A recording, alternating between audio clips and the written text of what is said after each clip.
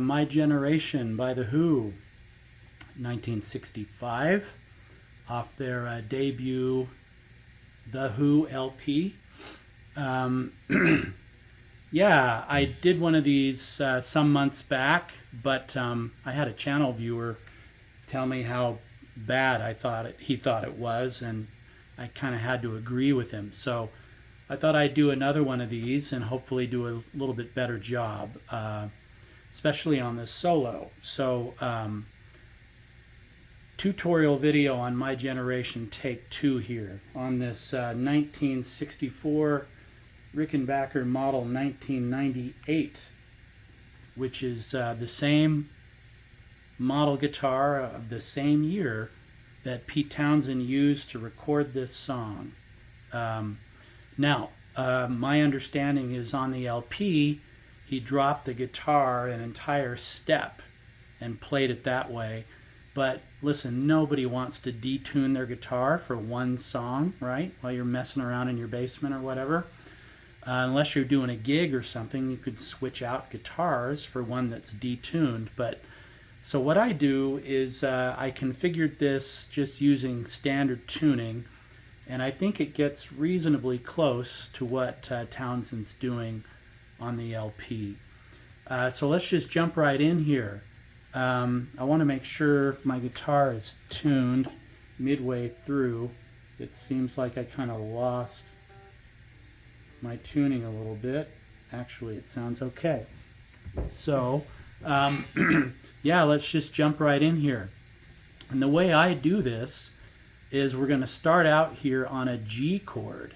Okay, so we're going to hit the B string at the 3rd fret and the low E string at the 3rd fret like this, and the A is muted, and so is the high E, but everybody else is open. And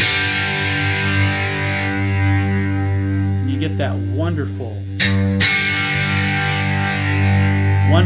power chord there in a G. And all we're going to do is switch that, keeping the pinky in place, down to the 1st fret low E and back.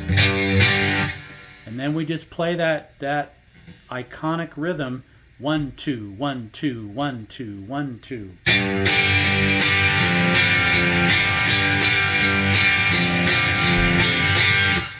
And then shut it up with your hand, right? So your palm muting in this song is pretty important up here, right? So that's how we play the intro.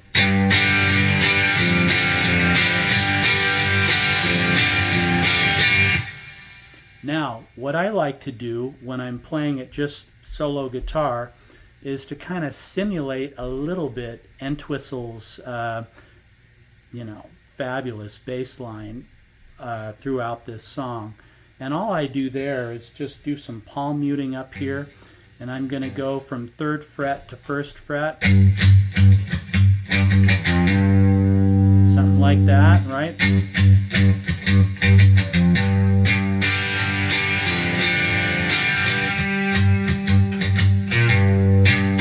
So you notice I switched that up, A string 1st fret.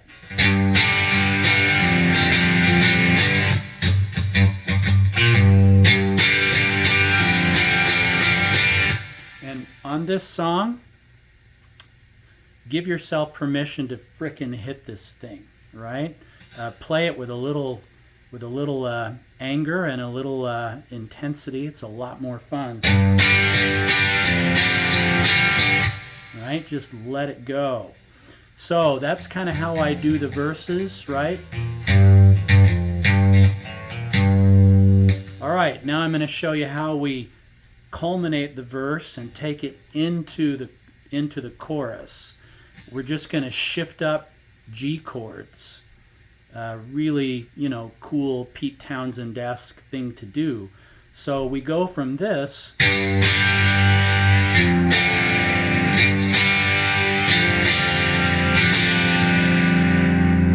then, so we're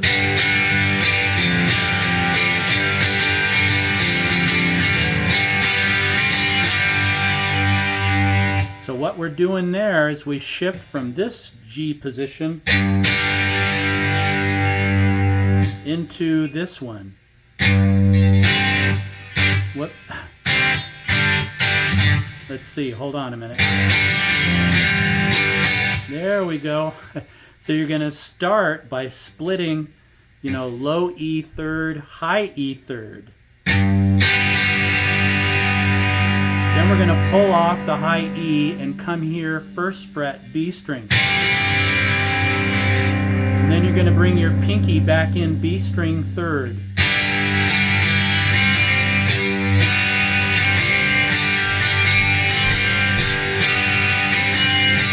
See, all you're doing there is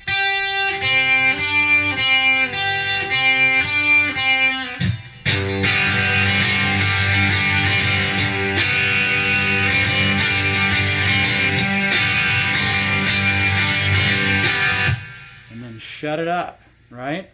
So again,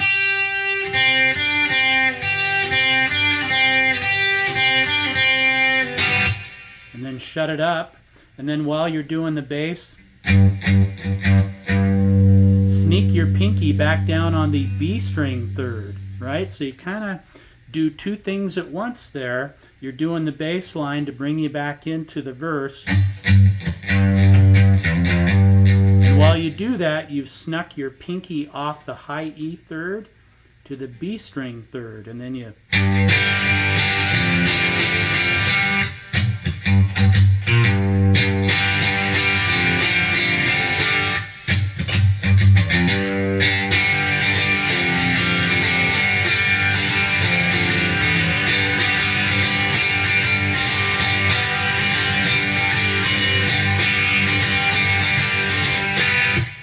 Alright, so we're now at the point where you do the guitar solos. So you end up on this, and then you shut it up, right? And you jump right into solo number one. Okay, the guitar solo part is comprised of 3 short little phrases followed by a longer 4th phrase. Now, someone on YouTube went through the trouble of stripping apart the different tracks off of the stereo version of My Generation. And what we find is that there was overdubbing on the guitar. Not a big surprise on the LP, right? So he broke apart those different tracks. So what I did was kind of synthesize the essence of what the guitar part is doing during the solos. And that's what I'm going to show you now. So the first solo, after, you know, hitting, we go right here to the G string third with a bend. So I'm going to play this slowly, and then we'll break it down.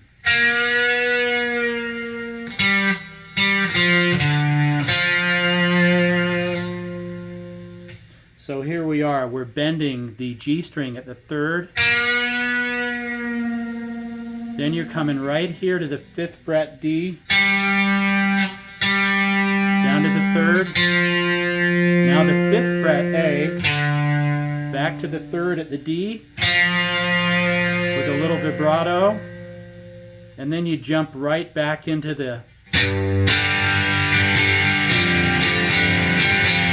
and shut it up. Now we're at guitar solo bit number 2.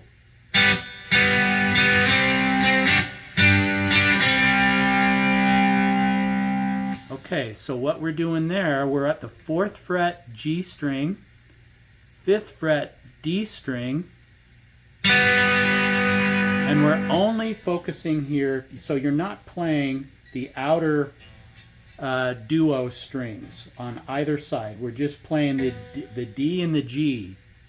So we start like this, little palm muting, right? So bring in your ring finger on the G string at the 5th. Then you go.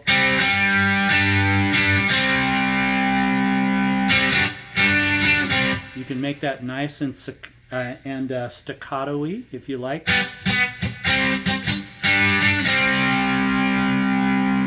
So we're just coming up here to the 5th fret, pardon me, the 7th fret G string.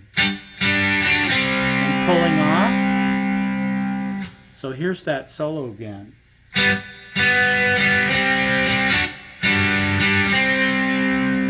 And then jump immediately back into this.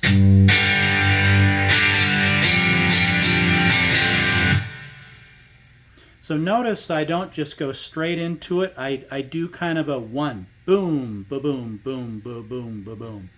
So one.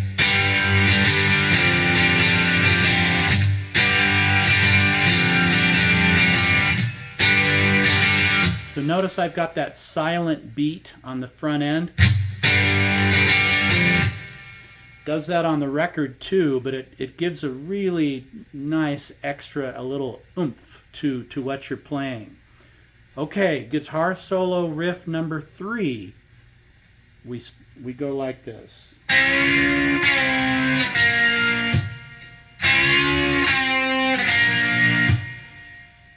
So all we're doing there is we're at the 5th fret G and B string, and I like to use my middle and ring fingers. They're strong. You know, you could use these last two, but I like these to juxtapose it with the index fingers. So we're going to bend 5th fret, the G and B,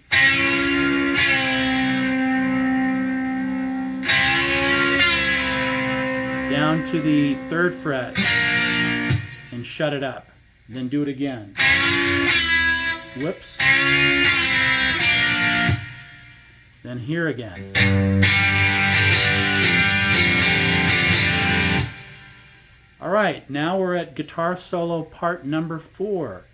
This is the longest part, but it's really not very hard, despite the fact that it took me a long time to get it to where I can play it up to speed in the midst of all of that, you know, controlled chaos that Townsend's doing, all the adrenaline you've got going. That's why you sometimes see my hand shake. Is I'm still a beginner, man, and this is challenging stuff for a beginner to play. So the guitar solo number 4 goes like this.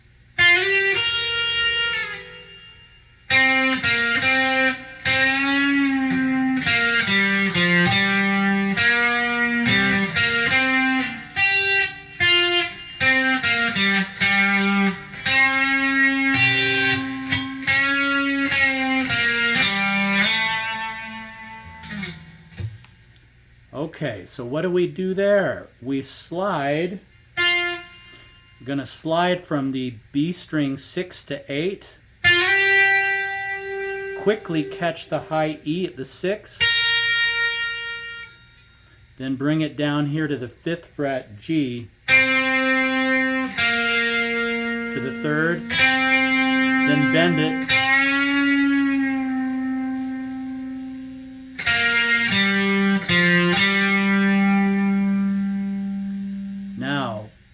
G string 3rd, the little bend, back to the D5. Then we're going to walk it up from the 3rd to the 5th on the B string or G string. Then we're going to come to the high E at the 3rd, then the B string 6 with your pinky. Then we're going to go back to the G string 5 to 3.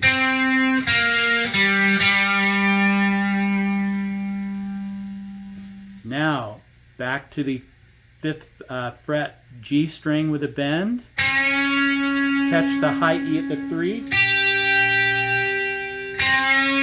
Bend it again, and then release it to the 3rd. Now jump to the 5th fret D string. And slide it up to the 7. And there's your extended guitar solo.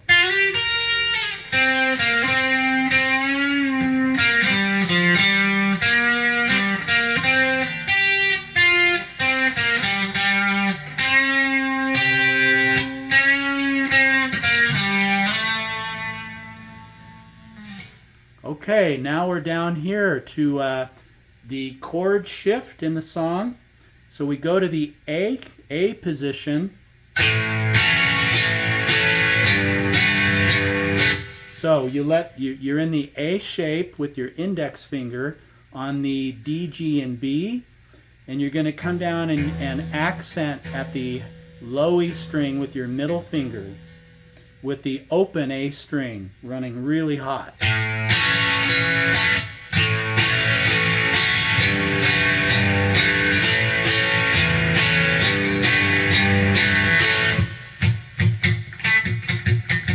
So I just kind of fill in the beat like that.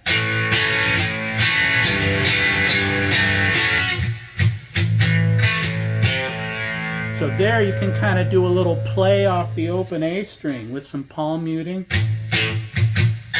And then come in at the 3rd fret on the A string. Now at this point I like to do a Townsend-esque move off the A chord where he does something like this.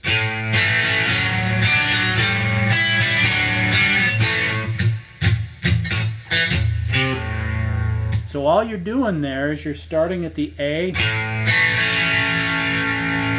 Then you're going to come in here and do a nice little split shape. So B string 3rd, D string 4, with that open A. Then you simply slide it up here to the 5th fret on the D string and the B string, back into this shape to the A.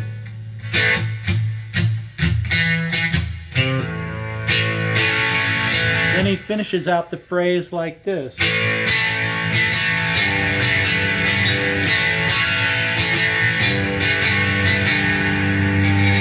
Then he jumps it up here.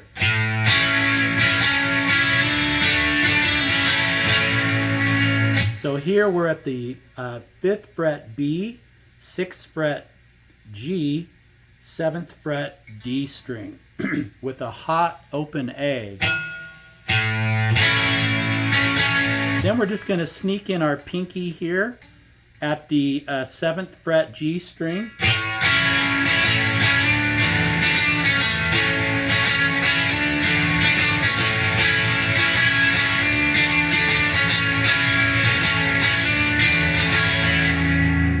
Then it's at this point he does another chord shift, or pardon me, a key change. He jumps here to the 6th fret low E and the 8th fret A, and we're only playing the E and the A string. Everybody else is silent. So we got a power chord here where he goes like this.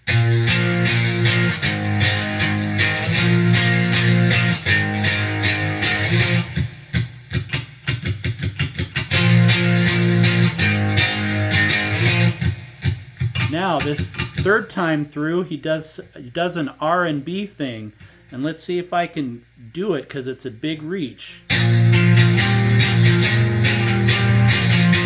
So what you're doing there is you're holding the power chord shape, and with your pinky you're jumping in at the 10th fret A string and then 11th fret A string. Whoa, that's a reach for me.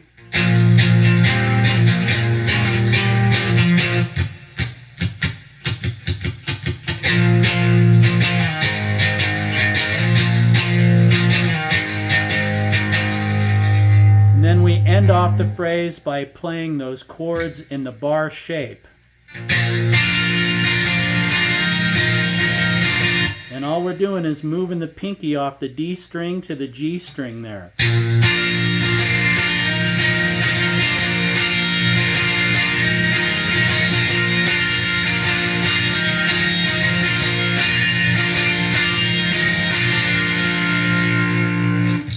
Then we finish off the song with another key change here at the 8th fret, barring in an E shape with your fingers, and he juxtaposes that 2 frets lower Same chord shape, but remove your pinky down there. Okay, so what I do is I strum this, I angle my pick, so I'm no longer doing, you know, the sharp point, because it gets hung up in the strings. But if you angle it like this and use this long edge here on your pick, you can strum it faster.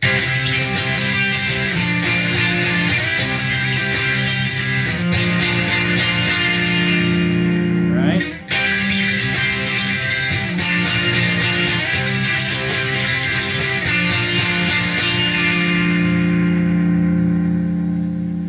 And then I jump it down here, bar at the third, and then A shape at the fifth with your ring finger. That's the D, G, and B, right? While you're here, and you're just going to lift off and hammer on that shape.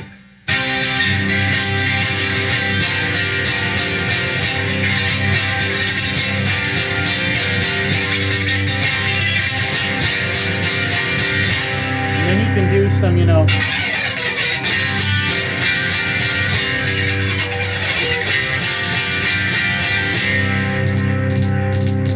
you've got a Rickenbacker with a toggle switch, you can go fiddle around with that a little bit.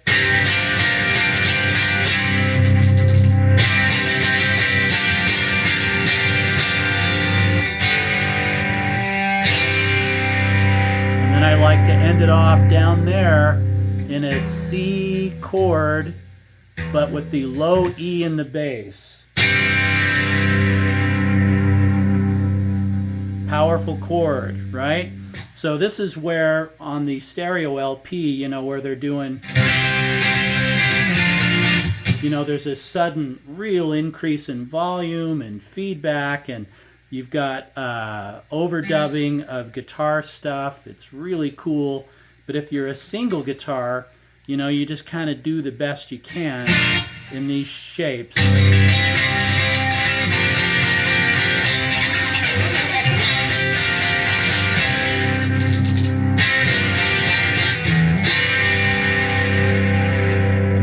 Off down there.